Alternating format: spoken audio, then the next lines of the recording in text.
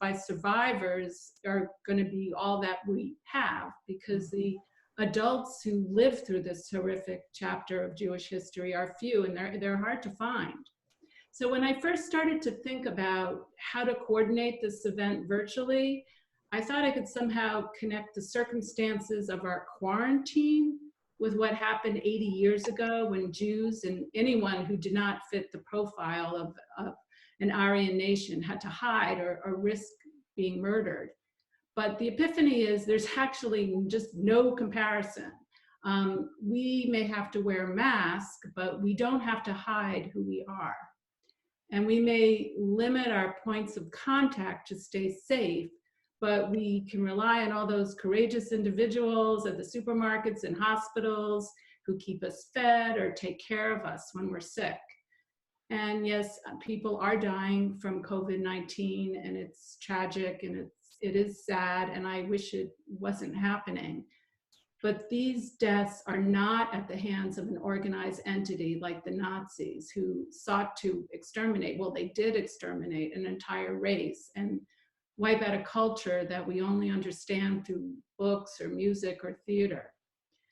So during this quarantine we're experiencing, we can talk to each other by phone or video like we're doing now. So I might argue that our collective voices are stronger, because our mutual isolation amplifies what is pure and what is important to us. So tonight, one of those priorities is remembering. Remembering what happens when we don't speak up against hatred and bigotry. Remembering lessons from history, so we ask ourselves, how do we react today when human rights are threatened?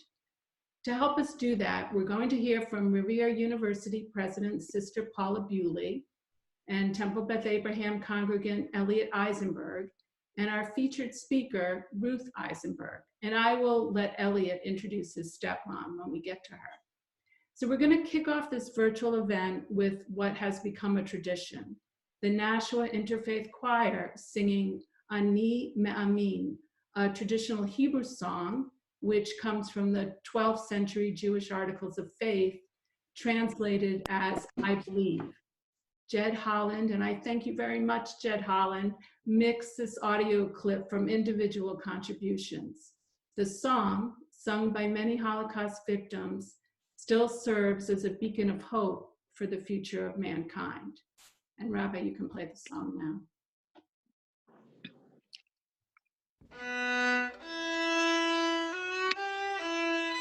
Ani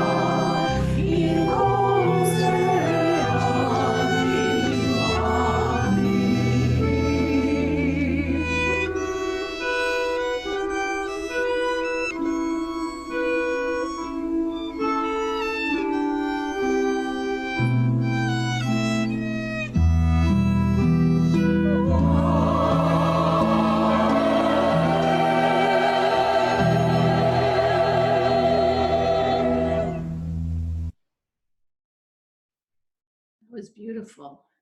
Very beautiful.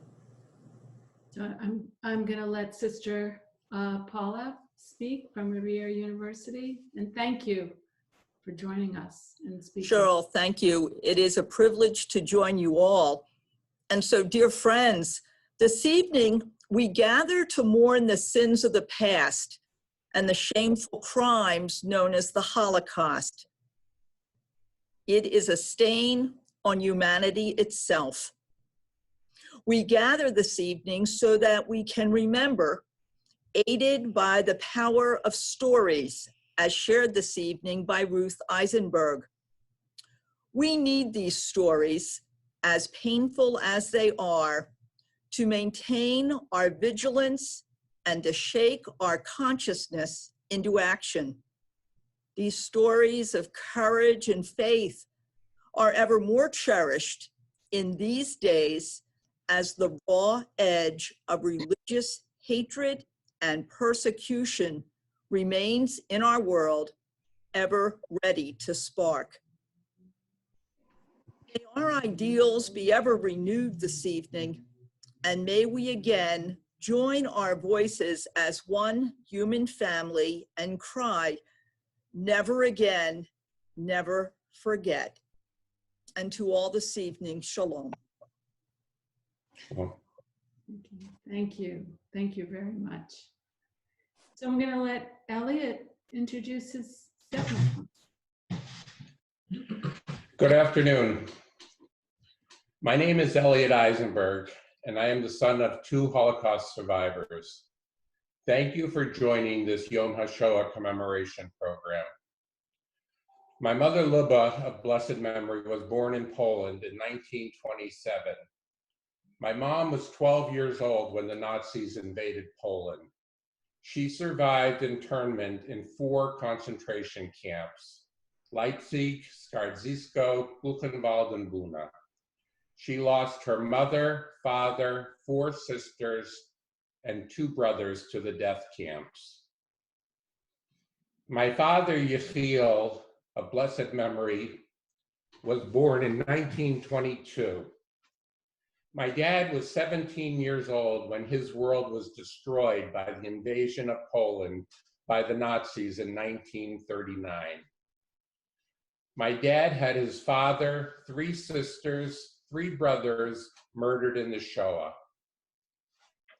My father of blessed memory survived 3 years in a slave labor camp, Skarczowice. He endured unspeakable horror until he and his brother Milech of blessed memory escaped and made their way back to Ivansk, their hometown. At this time, Ivansk was relatively safe under the control of the Russians. My parents felt that by surviving the Holocaust, they helped defeat the Nazi evil plan, the final solution. They came to America and raised 4 sons. Eventually, they had 4 sons, 7 grandchildren, and 7 great-grandchildren. Their family was their greatest accomplishment, providing them with pride and joy. It is my honor to introduce Ruth Eisenberg, a Holocaust survivor. Ruth and my father of blessed memory would have been married 27 years this month. They shared many similar experiences from the Shoah.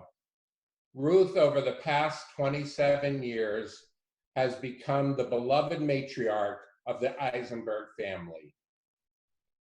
Throughout Ruth's life, she has remained a positive, happy, life-loving, family-oriented woman. Ruth never harbored any ill will towards anyone, despite what she had endured. Ruth will now share her story and has graciously agreed to answer questions afterwards. Ruth Eisenberg. Hello, everybody. Hello. Hi, Ruth. Ruth. I will start that I am very inexperienced because I just started to volunteer at the Holocaust Museum in DC very recently, and we had to shut everything down. So you have to forgive me. I will be reading my story, as it is very difficult to get your thoughts together at this time because it's a terribly sad day for me. So please forgive me for reading my notes. So I will say hello to everybody, and I'm so happy that you're all joining me. My name is Ruth Elenberg Eisenberg, and I was born in a town, Skalat, then Poland, and now it's Ukraine. My father, before the war, was in the tannery business, and he was together with his brother. We were comfortable and had enough food and clothes. My uncle and my father helped some of their siblings who needed help. My few pleasant memories before Hitler's invasion: on Shabbat, my siblings played. I was the youngest of 6 siblings. I forgot to mention that. So my few memories before Hitler's invasion: on Shabbat, my siblings played a lot with me, took me for long walks, and treated me with lots of goodies. My mother, of blessed memory, served us dinner on weekdays without my father, since he came home very late. It was, if I was still awake when he ate, I had to sit on his lap, and I still feel his love and how wonderful it felt. In 1939, Hitler and Stalin divided Poland, and our area was under Soviet rule. The Germans occupied my town in July of 41, and through pre-war trading connections, we joined with the Sass family, who were good friends of ours. The Sass family knew many Gentiles in the surrounding villages. It was through these contacts that we survived. In those most horrible days in 1941, everyone was trying to design a hideaway in their home that would not be detected by the Nazis. When they conducted their searches for such places during the action, that meant getting Jews out of hiding and gathering in shuls to be transported to death camps. We had a hideaway in our cellar. On October 1942, my town endured the bloody tragedy called the Wild Action because of the cruelty and savagery with which the brutes carried out the deportation.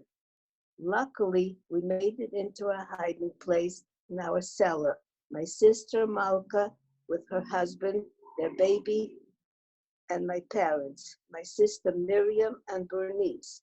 The Sass family, which consisted of their mother, 2 daughters, and 4 sons. The baby started to cry, and her parents could not calm her down. The Germans heard the crying, and they discovered the entry. No one could ever imagine that horrible panic, that you're going to the death camp. Fortunately, the Sass guys and my brother were next to the original door that had been blocked. At that desperate moment, they summoned all their strength and collapsed the wall of bricks that blocked the door. They burst through the opening, followed by my mother, my sister Bronya, and myself. Everyone ran in different directions where faith carried us. Some ran into empty houses and hid under beds and ovens and wherever they could. My mother and I ran into an empty horse barn, and we jumped into an empty barrel used for horse food and covered ourselves with burlap and waited until the action was over. My 2 sisters, brother-in-law, and baby, likely babies, were killed instantly, and the rest were shipped to death camp called Belgians. My father, let him rest in peace, to save himself, he stood in line with the young and fit for work. By the gate before they entered the labor camp, the Germans carried out another checkup, and those chosen unfit for work were moved aside and shot the same day. My father was among them, shot at the entrance of this labor camp, Janovska. That was a miracle that I survived. To go on, you must let go of what's gone. The last horrendous action took place on Shavuot of 1943.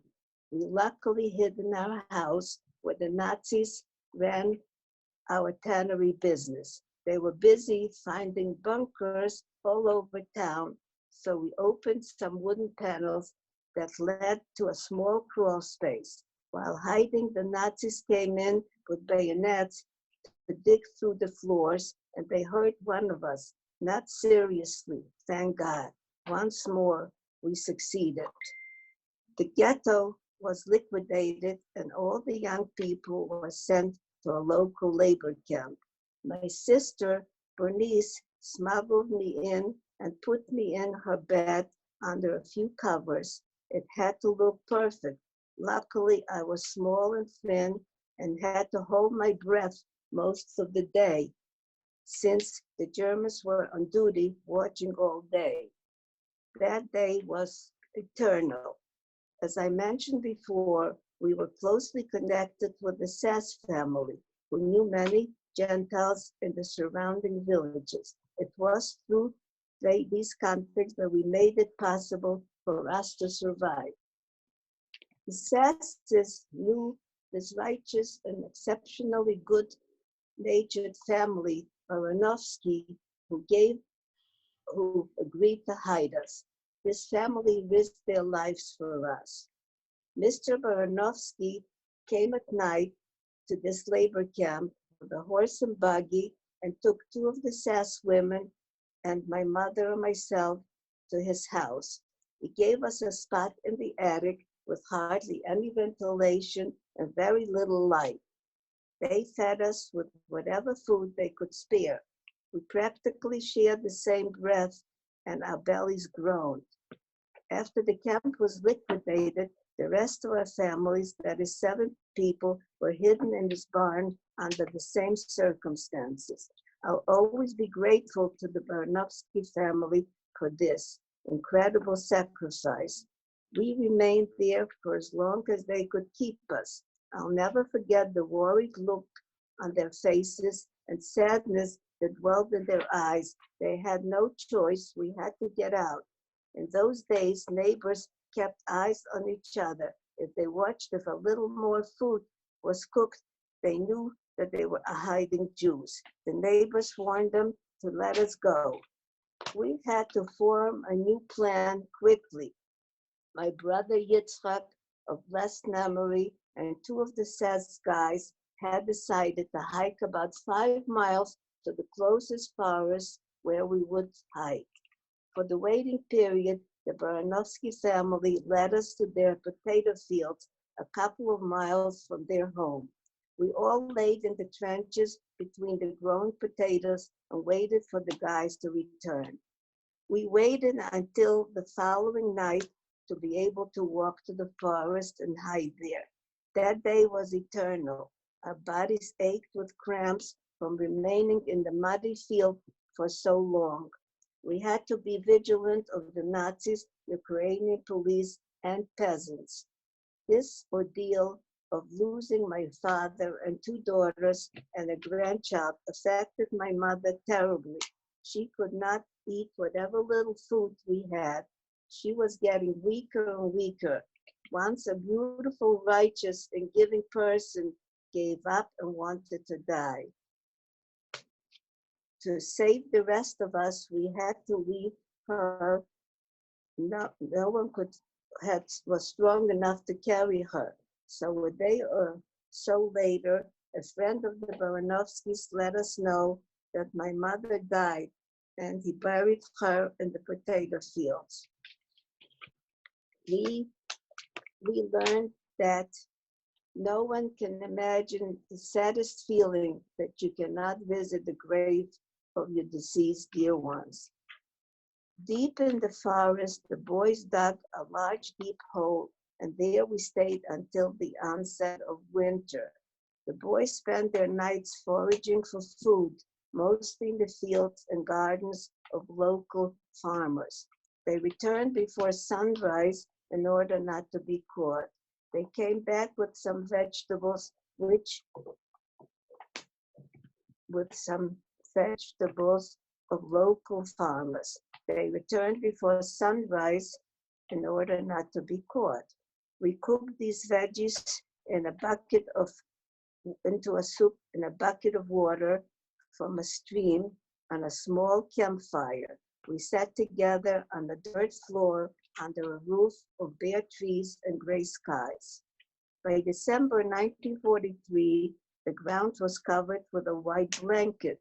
This created a big problem. How do we walk without creating footprints? These would certainly lead Nazis and the Ukrainian militia to our home. Once again, we had to rely on Gentile people who would be willing to risk their lives for us. Motel says our hero had thought he had another idea. He approached family Shevchuk living in a nearby village.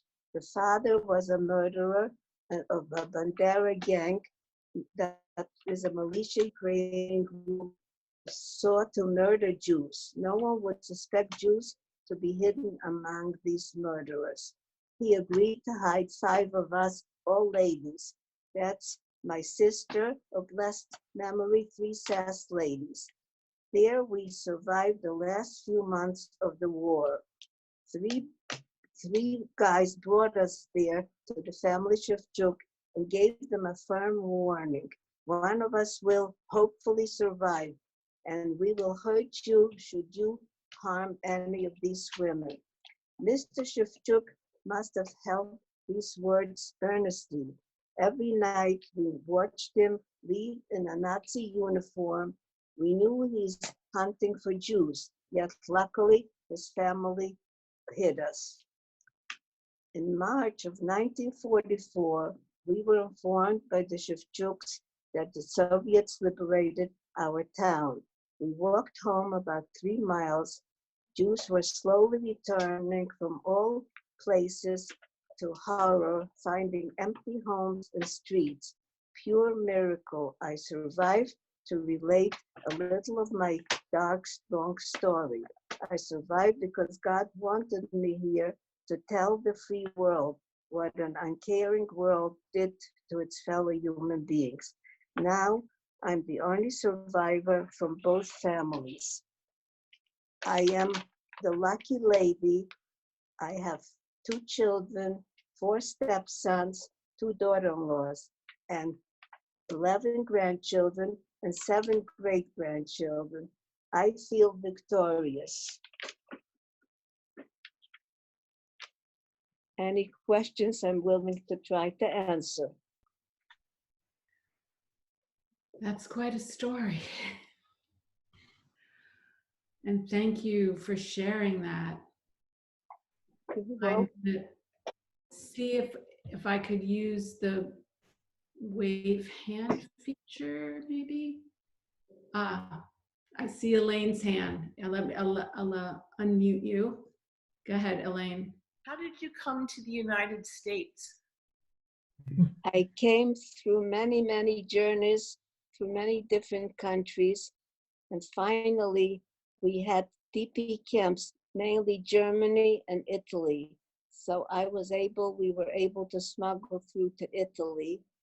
And from Italy, I was chosen as a child. I was only 12 when I came over on a children's quota. So I came over all by myself. I still had 2 surviving, a sister and a brother, which are unfortunately gone now.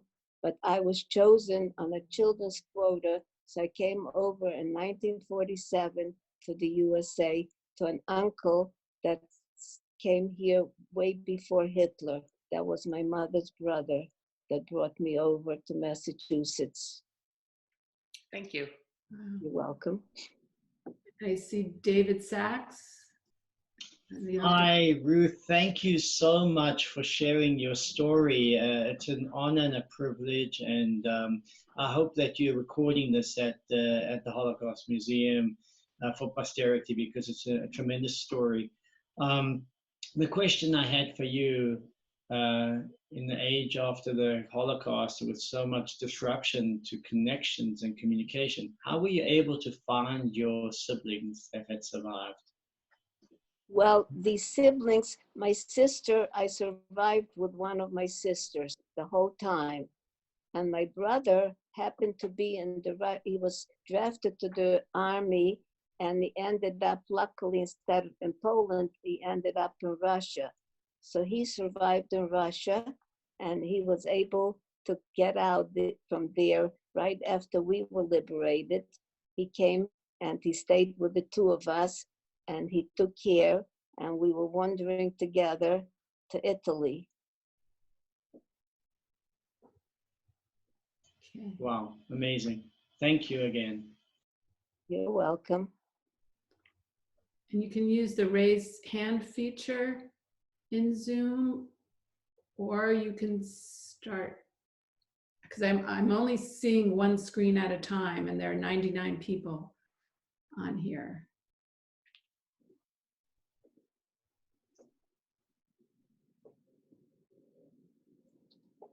I don't see any other questions.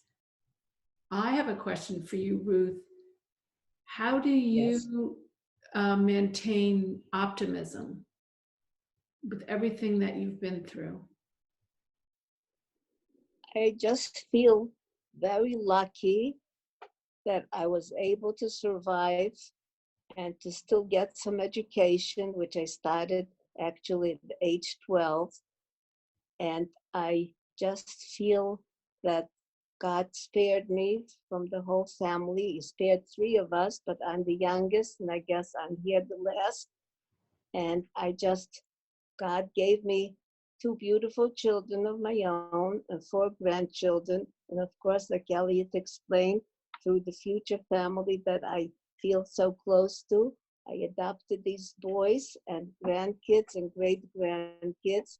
So I feel very lucky and trying to keep my optimism and relate to other people. We have to be very strong to endure, because we just are a very unprivileged nation to be hated, and it's really hard for us. So I have to keep it up, and I just feel very blessed that thankfully my health is fairly decent, and hoping I can get by this right now, this horrendous thing. But I'm again positive, because what I lived through in the early 40s, this is nothing to compare.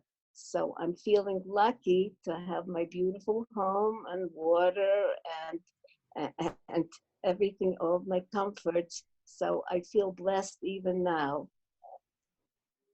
Okay. I see Will Barry, you had a question? It's actually his mom. Oh, So Ruth, thank you very much for sharing your story. I'm a child of Holocaust survivors. I very much appreciate hearing other stories. I'm wondering how you taught your children about the Holocaust, what you told them, and what you wanted them to remember.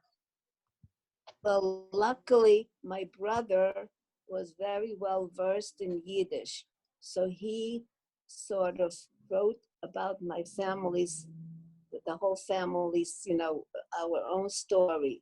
So our kids, then it was translated into English. So we have our own book. In fact, the rabbi had some pictures, and the book is on there. It's called Heart, what is Beyond it? Belief. Beyond Belief. So my children and the whole family, like my nieces, nephews, whoever is left, has a very good background of our what we lived through. So they know the whole stories, and they really know how to defend themselves and how to be able to, that they will be able to pass it on. I pass it on. My grandkids are very well, know about it. And it's a wonderful thing that my brother was able to write all that down, so that our family is very well educated on what we, how we endured the whole time. Ruth, do you want me to show the pictures? Yes, if you want to, I think it's a good idea.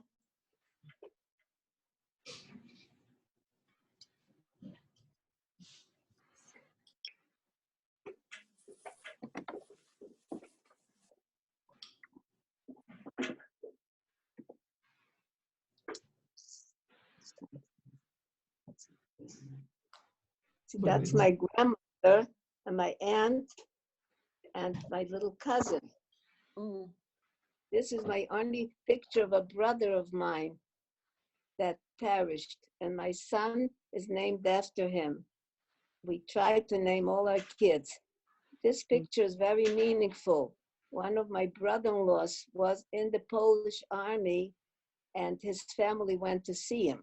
But this is the book. Now, this is another book, a Staple, Death of a Staple.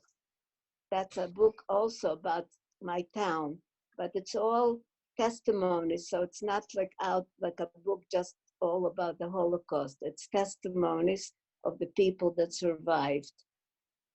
And this is a little map showing, a little bit of my place. See, this is pictures right now after the war.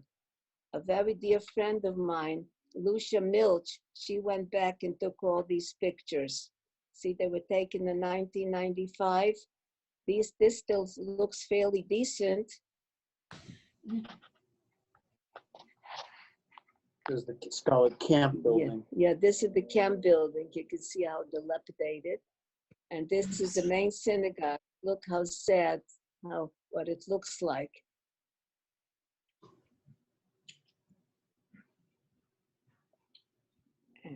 Former Talmud Torah Yeah, building. that was the Talmud Torah. That was where the kids were going to school.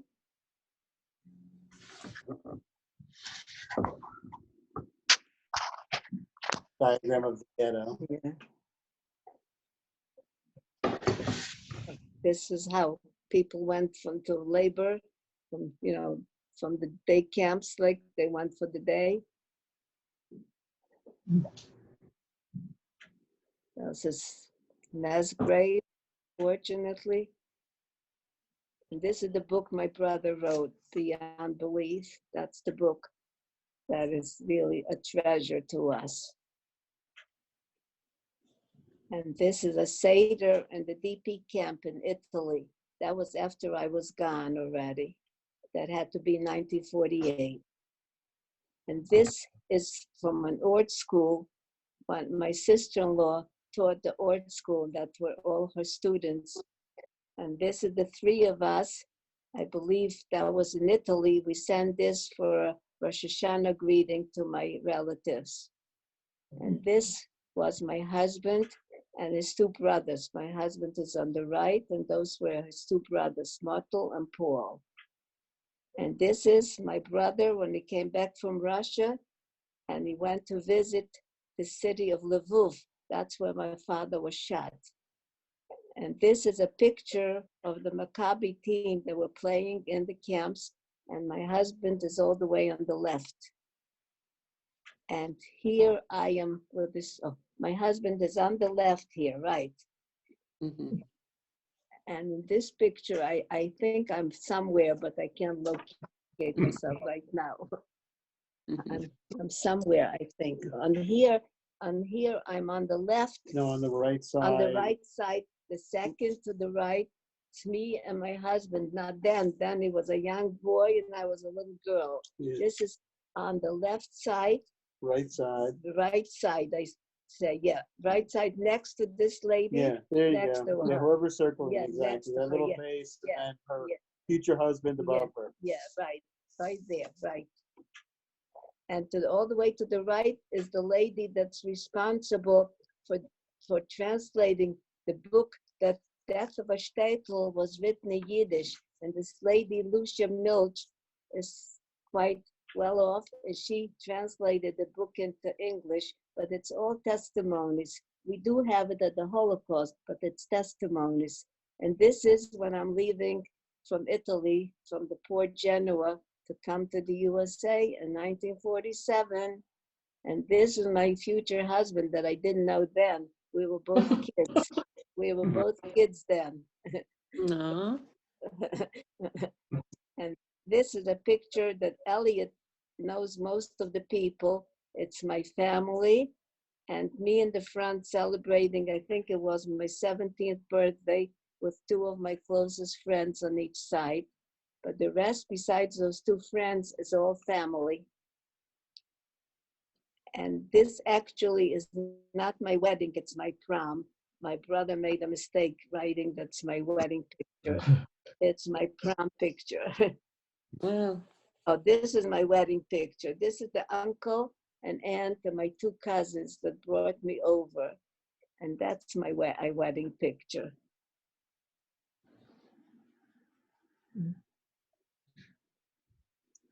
And these are my grandkids because I don't have one with all of them together. I have separate ones, but these are my treasures. And this is my trip, you see, from Genoa in 1947. I had a lot of people saying goodbye to me. It was the best thing that happened to me to come here at that point, to start my education and become like, start living sort of a normal life again. I feel very blessed. Wow. I feel very blessed and victorious, even though it's very lonely to be the last one of the family, but to have my kids around, and as I say, my adopted kids, which are so wonderful, keeping in touch with me, my grandkids and everybody keeps me going, and this is what gives me strength.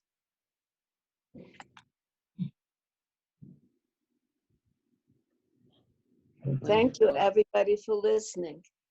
Thank you, Ruth. It was wonderful. you. It's our pleasure. And thank you Thank for you, Ruth. very Yeah, generous Thank of you. you. Yes.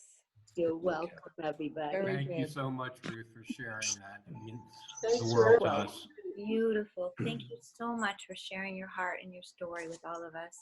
Yes, indeed. Thank you. Very, very welcome. You're all very welcome. Thank you so much. Thank you very much, Ruth. You're quite welcome, everybody. Thank you dearly.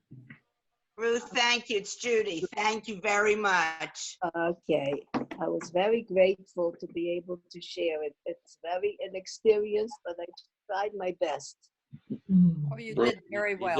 You did very good. It's a blessing for us to be able to be here with you and to hear you.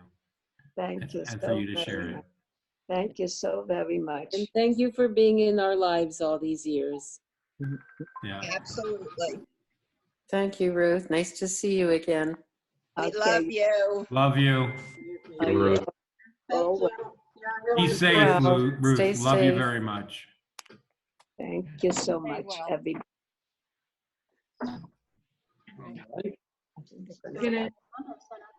We're going to light the candles for the Kaddish. I'm realizing I can't show my face in the candles at the same time. So I'm going to move the camera so that you see the candles. So I'll start lighting. If Rabbi, if you want to start saying the Kaddish. I'm going to chant the memorial prayer, and then after we hear that and light the candles, we can say Kaddish together. El Malei Rachamim Shochen Bamromim Hametzei Menucha Nechona Tachat Kanfei Ashkina B'ma'alut Kedoshim U'Tehorim Kezohar Harakia Mashirim V'nishmot Kol Eile Shenisfu B'Shoah Shenehergu V'Shenishchetu Shenechneku V'Shenikberu Chayim Shenisrefu V'She'unu ילדים וזקנים, נשים וגברים, מורי דרכים עם פשוטי עם, אנשי אמונה ותורה ומורדים וחומים, המאהבים והאמינים בחייהם, ובמותם לא נפרדו, וגם עדן תהי מנוחתם. ובאנו נודרים צדקה בעד הזכרת נשמותיהם. אנא בעל הרחמים, הסתירם בסתר כנפיך לעולמים. וצרור בצרור חיים את נשמותיהם, אדוני הוא נחלתם, וינוחו בשלום על משכבותיהם, ונאמר אמן. God, who is full of compassion, even when you seem beyond the highest heavens, find a perfect rest with your protecting presence, where the holy and pure ones shine as the bluest sky. For all those who were killed in the Shoah, who were killed and who were murdered, who were suffocated and buried alive and burned and suffered. children and older, women and men, teachers and others, people of great faith, people who were rebels, people who were dreamers. They were beloved in their lives and not separated from each other or from us in their deaths.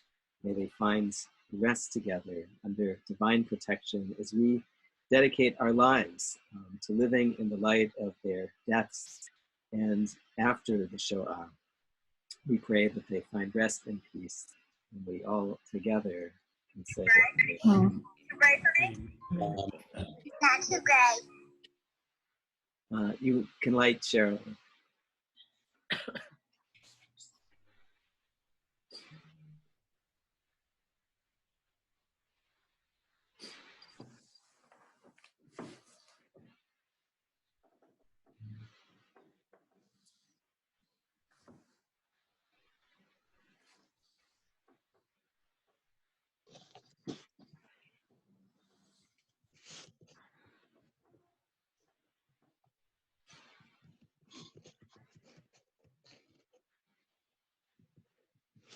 Oh, that's too loud.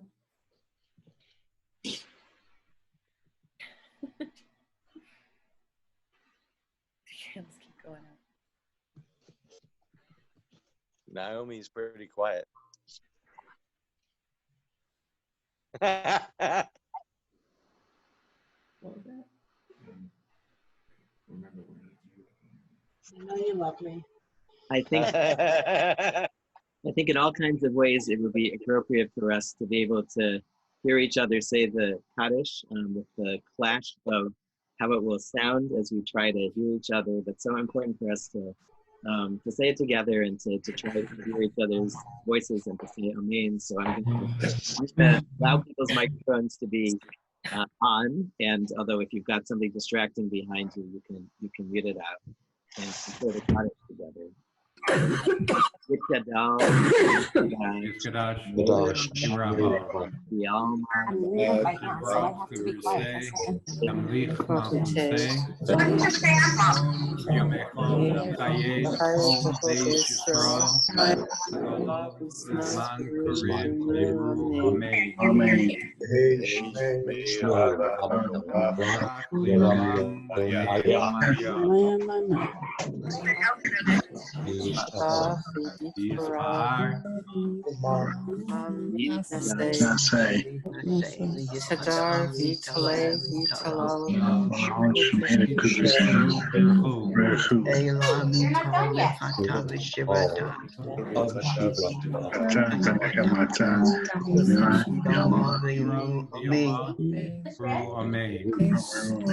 Hey Shlomo Rabba Min Shemaya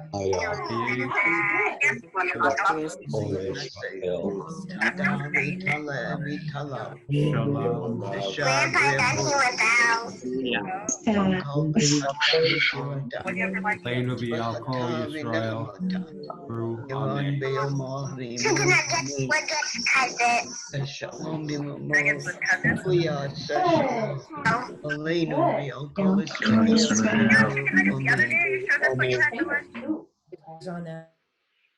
We Where's Debbie? usually conclude the ceremony with Hatikvah. Cheryl, do you want to say any last words? This is an observance, so we will remember. I really appreciate everybody who came to this event, and I think it's really important that we connect and observe this every year, and it just the evidence is there that we're not going to forget. We're just not going to forget. For all of us, I want to say a thank you to Cheryl for your continued dedication and for putting this together in a new way in a short period of time. To Ruth, of course, and the Eisenbergs and the Elenbergs, the whole family. To Sister Paula for being able to join us, and to the choir, and to Julie, to Becky, and then to Jed for putting all of this together, and all of you put your voices. I think we all have all these feelings of appreciation for all of you. I will lead us in Hatikvah, which we can sing together, each in your own way, in your own place, and then we'll turn the microphones on. And after a few minutes, as we were saying, we will say our evening prayer, our Maariv service, and all are welcome to enjoy. Kol od balevav enima nefesh yehudi homia ulfatei Israel adima ayin Sophia Odlo avda tikvatenu atikva lokalpaim niyotam choshim be'atzmeinu Eretz Sion Yerushalayim. Niyotam choshim be'atzmeinu Eretz Sion Yerushalayim. Oh, I love that one. That's Skip this to one, Malou. really? Skip Thank to you, Malou. Cheryl. Thank you very much, Skip to honey. Malou. Oh, excuse me. You know how much Bye. that means to me. Bye.